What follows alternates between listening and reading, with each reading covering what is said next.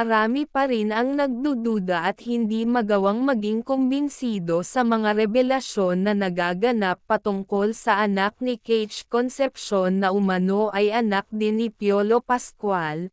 Ilan sa mga comment ng netizens ay, "Imposibleng magkaanak sila ng ganun pa lamang kabata.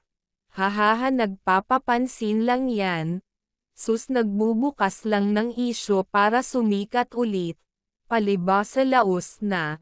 Ilan lamang ito sa mga natanggap na komento mula sa pagsasapubliko ni Kate Concepcion ng katotohanan patungkol sa ama ng kanyang anak, bagaman ay inamin na nito at pinatunayan na din ng kanyang ina na si Sharon Cuneta ay patuloy pa ring nagdududa ang lahat.